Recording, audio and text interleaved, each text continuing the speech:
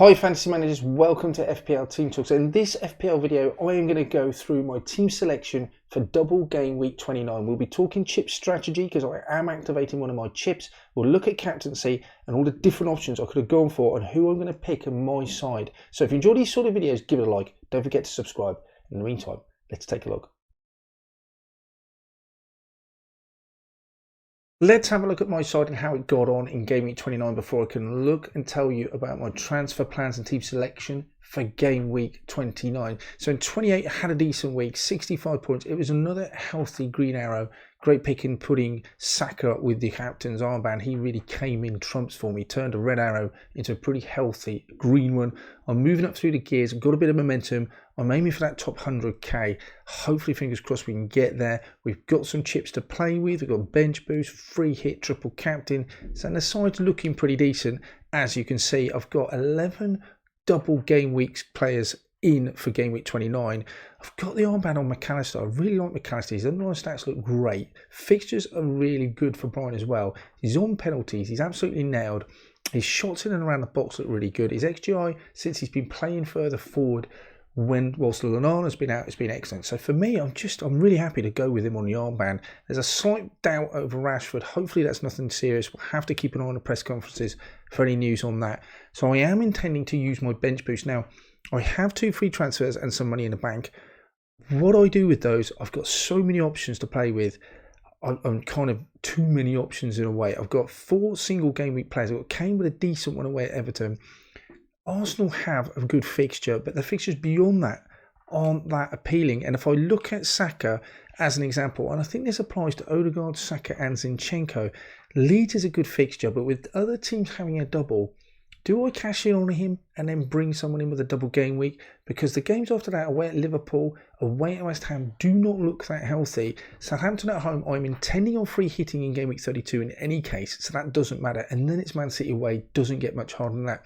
So the likes of Zinchenko, Saka and Odegaard are all really, I think, up for grabs. How many of those I move out? It depends how brave I'm going to be. The one player or 2 players that I'm considering bringing in are definitely Matoma. I need to bring that Brighton player in. Brought them all in, 3 of them when I was wildcarded in game week 26. Matoma, top of my list to bring in. But I do have to bear in mind that I want to have enough money in game week 30 to bring Haaland back into my side. Now Matoma, his underlying stats is definitely the preferred option. I could go Solly March. He's slightly cheaper and that releases a bit more money. But my heart really wants to go Matoma. I just think he's a much better player. Underlying stats tiny bit better. I think he's nit for now. I just think Matoma's the one for me. I really like Matoma. How I get him in and what I do with the rest of the money is the question. If I was to get rid of Odegaard, I'd much rather have Saka if I was going to keep one of those Arsenal players. So Odegaard would come out, Matoma comes in. That gives me 3.7 to play with because Ivan Toney would have to come out in order that Haaland come in. I'm not going to get rid of Kane for Haaland or Watkins. Toney just has to come out at some point. He's 1 yellow card away from a suspension. Plus he has these FA charges hanging over his head. So I would bring him out, but this is not enough money to go straight to Haaland in one move. Solly March releases a bit more money. Doesn't get enough for me to get there. So in the end, I think what I've got to end up trying to think about doing is taking out Saka and bringing Matoma. What that will mean is it will give me more money and I can go to the likes of Luke Shaw. So I could take out Zinchenko, bring out Luke Shaw. I could take out Ben Mee and bring in Shaw. But when I brought in Ben Mee, it pretty much was for this double game week. So I don't feel comfortable bringing him out. Luke Shaw, good double. Well, it's a pretty decent double, I would say, in game week 29. You got Newcastle away, which will not be easy. Brentford at home, quite like that fixture. But that's followed by Everton at home and then Forest away. Great fixtures. I would play him away at Tottenham, but again, I'm free hitting that anyway. And then it's followed by another double, which is really nice. Luke Shaw would be the one asset, I think, in that Manchester United defence that I would want to go for. So he would definitely come in. So I'd get rid of Saka, bring Matoma in. Shaw comes in, therefore, in defence as well. For Zinchenko, that just leaves me 1 Arsenal player and 2 transfers. It gives me enough money to go from Toney to Haaland the following week and some. So I quite like that side.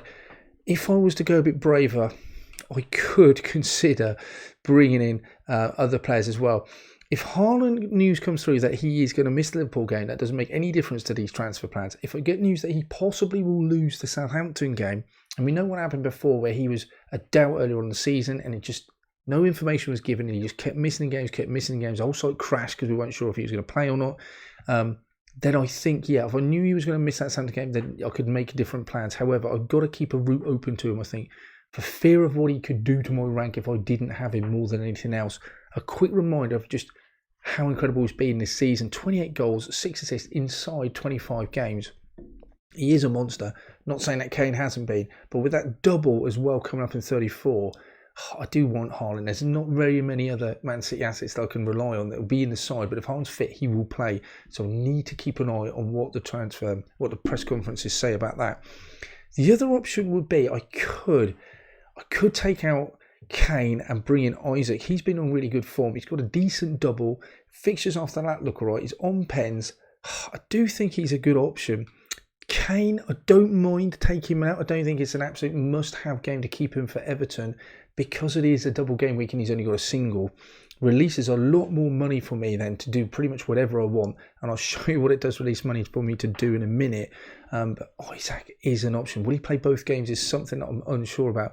And what scares me about Kane is I'm no rush to take him out, but that game he's got in game week, is it 31 or 30? Yeah, I think it's 31. He's got Bournemouth at home.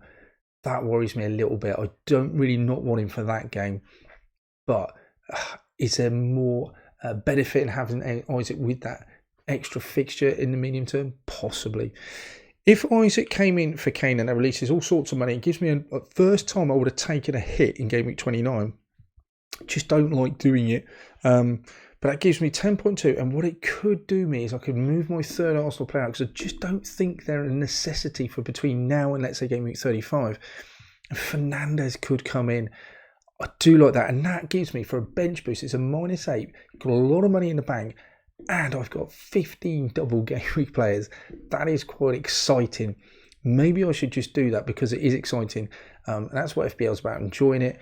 Also gives me 3. I've got the 3 Brighton players with all their doubles coming up. Also Man United with the doubles and 34 as well. Looks pretty good longer term. I've managed to get rid of some of the deadwood I don't particularly need. I wouldn't be calling Kane deadwood, but the only thing it really leaves me with, and I don't like, is Brentford's fixtures don't look great. And this double game week, albeit a double game week, isn't very kind. So I could end up maybe keeping Zinchenko over me, but I would have the money to do that. That's the only other option I could possibly go down the route of.